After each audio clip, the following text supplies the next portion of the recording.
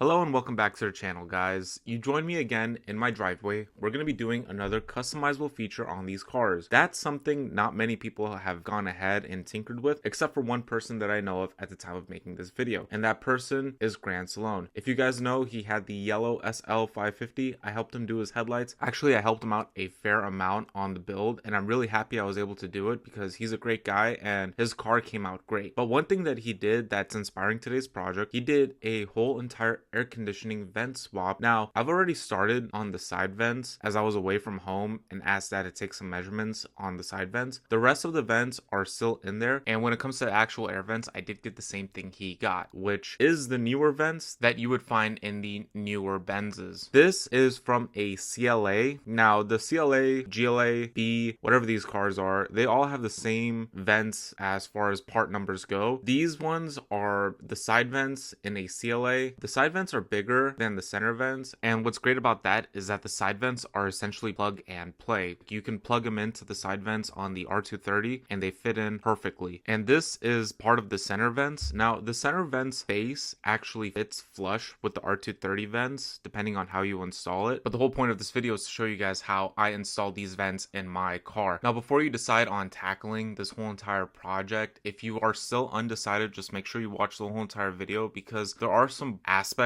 of this swap that will make it irreversible depending on how you go ahead and mount the center vents. For the most part, this whole entire swap is reversible. If you do decide you want to sell the car and you want to get the most value out of it and put the original OEM vents in there, you can totally do so without compromising or modifying anything in the car. The only thing that's being modified is the new vents, and I understand that another concern is how does the airflow feel like, and I can't really tell you if it feels different or not because it just feels the exact same as OEM. The only thing that's being different is the way that you can direct the airflow. Considering the way that this new one is set up, you can adjust it very finely compared to the original one. So I would say you can direct it a lot better. However, I don't know if efficiency is really compromised with this new setup. But again, from my experience, I haven't had any issues with the way the air flows. Okay, let's talk about the actual vents. So you can see there's a flap in the back of this vent.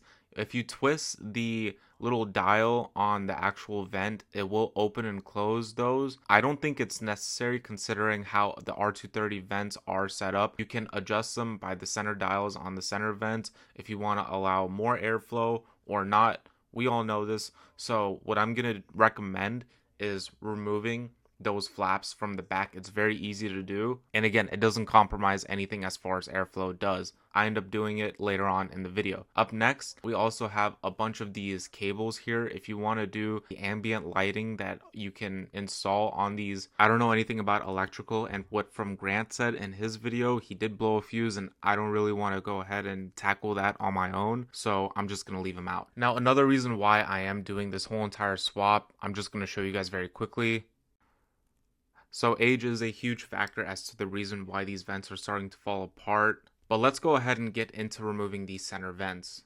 So the clock vent speaker thing on the top of the dash, that lifts up with a couple of clips that you undo. And then you have a couple of these connectors.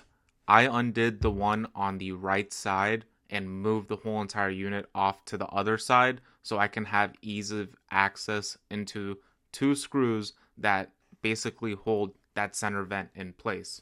Up next, grab a Torx bit. This is a T20, and go ahead and find the top parts of those two screws that hold these vents in place. Now, these screws are not supposed to come out. No matter how much I twist and turned, my passenger side didn't want to come out, but the driver's side did come out. If it comes out, it's easy to screw them back in. It's not a problem. And be sure to double check that you actually have the Torx bit centered inside the top of the screw. It should fit very snug. Now with the two screws removed or loosened, you can go ahead and start working on removing that center vent. There are a couple clips on both sides that you undo. You basically just run your pry tool all around the base of it and you should feel it pop out. To remove the connector, I use the pry tool to unclip it, and then there's another lever shaped connector that you would basically press down and pull the lever up. After freeing the vent, I brought it to my workstation where I began separating the two pieces apart. You see how I'm using leverage on the actual base of the vent to lift up those tabs. I recommend doing it that way because it was the safest way without breaking those tabs. Then I used a T6 bit to remove these two screws, successfully separating the center vent from the face. And as far as the new vents go, I used a flathead screwdriver to pry that plastic ring off because that is not needed for the center vents. Now that the OEM vents are separated into two pieces, you're going to be holding onto that face vent and putting that backing part away or into storage because we're not going to be needing to use that anymore for the remainder of this project. And that's one good thing about this retrofit is that you're not going to be altering that OEM air conditioning unit, which makes this a reversible retrofit. So with that, the reason why I'm still showing you me tinkering with it is because I want you to understand that I did try to make it work, but later on I realized that it was completely unnecessary. And again, there is no compromise when it comes to the airflow with the way I ended up setting up my center vents. You're also going to be seeing me tinkering with the newer vent system. Again, all you need to do is remove the black plastic ring and that's it. Now that you're done with that, it's time to start trimming these new vents so that they can fit in our air conditioning unit. With these new vents, if you notice, when you twist the dial on them, there's a flap that opens and closes. If you look more closely, you'll see that there are indentations that are quite visible. Where you're going to want to trim is going to be at the tip of that flap, right where it says top, and I have that circled in this video for you to see exactly what I'm talking about. And where it opens, now don't worry about damaging the flap. If anything, it's probably best to remove it completely. That's what I did. The way our car's air conditioning system works, it's unnecessary to have those there. In addition to that, there are a few tabs that are used to clip it in place if you're putting it in the car that it's designed to get installed in. I went ahead and trimmed those tabs off. Looking back, I don't think it's necessary, but I am going to recommend doing so because I don't know if it will fit with those tabs on. Now, the good thing about this kit is that they come with 3 of these smaller vents. My first one I used as a test mule. I went ahead and tried every single way of cutting it, trying to make it fit as much as possible, and I didn't care if I damaged it because I had 2 more brand new vents that I could trim up perfectly without damaging it or compromising it or making any sort of mistake that I would otherwise. And if you're going to be doing this install and you want to just test around a little bit, you have 3 vents as well. Go ahead, play with one of them the way I played with mine, or you can go ahead and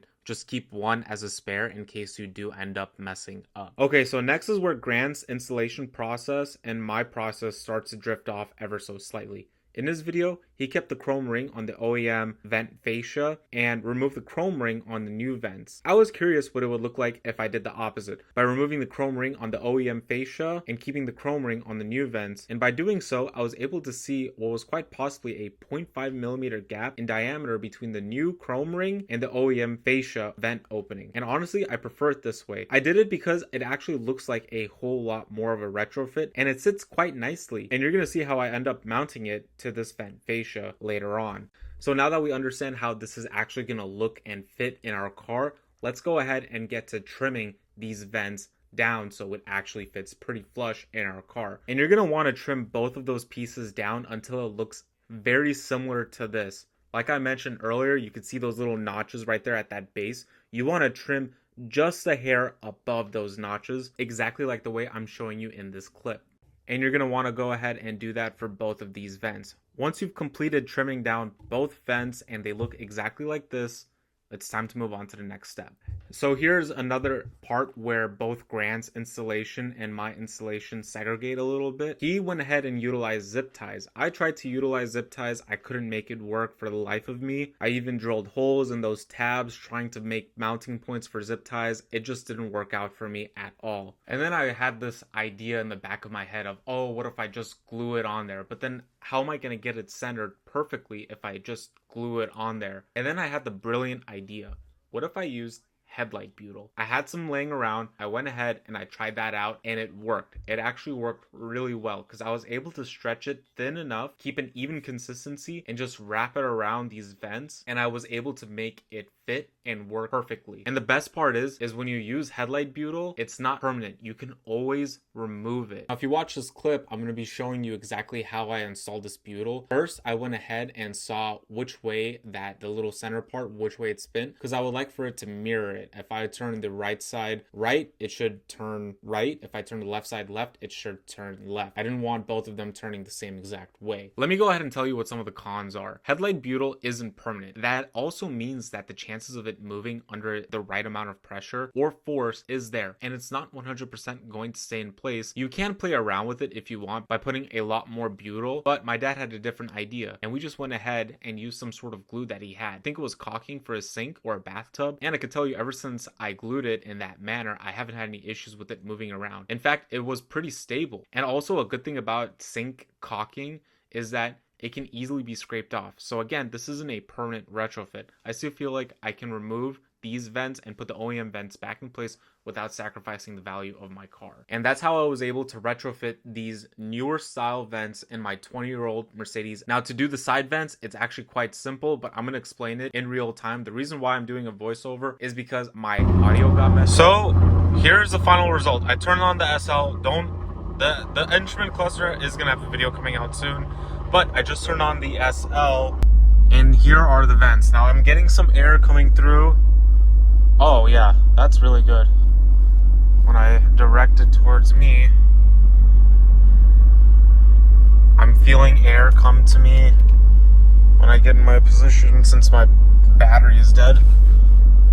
Oh yeah, the air is traveling to me. I have no constraints with the air.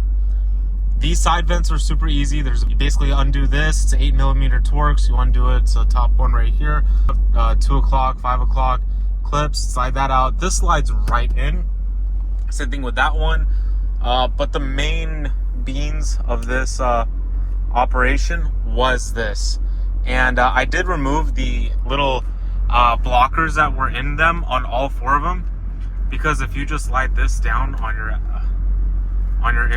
cluster, it does stop the airflow. That's basically it for this video.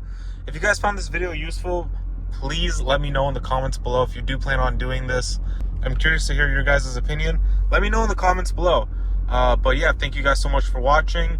And I'll see you guys in the next video, because the next video I'm going to be going over how to do this with your instrument cluster, or better.